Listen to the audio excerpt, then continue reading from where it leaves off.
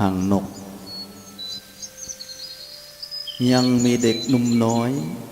เดินป่าพงไผ่ไปซอกห้ายิงนกดานดงแขมบ้านเลยเล่าไปผ่านเพราะเหือนหังนกไข่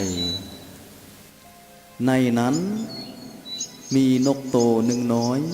ผวมปีกปงงามแท้หนาเด็กซื่นสมตื่นเต้นคิดมวนในใจคิดอยากเอานกไปใส่กรงเพียนเลี้ยงเพียงแต่เด็กคิดได้ไวว่าฟ้าวฟังโจมเอาหังนกน้อยเมื่อบ้านวองไหวหันแล้วเด็กจึงจะก้าวตามข้านต่อมารดาทั้งบิดาข้องตนอ่อนคำวอนเว้าลูกยักเอานกน้อยเลี้ยงดูจนใหญ่ลูกจะเอาใส่ตุ้มเกลือเข้าสู่มันได้บ่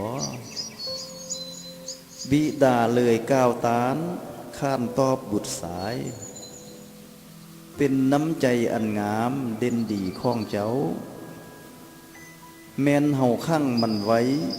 เลี้ยงเกลือจนอิ่มก็ตามถอนมันก็คงบ่ลืมคือดามป่าดงพุ่นแล้ว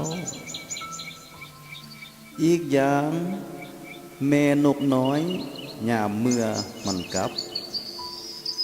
มาบ่เห็นเหือนหังวังเวใจคอยหากบ่เห็นลูกน้อยมันคงทราบแซงเฮาแล้วลูกเอ๋ยแน่งว่าปบแลนฟ้าวเอาไปไว้บอนเดิมมันสา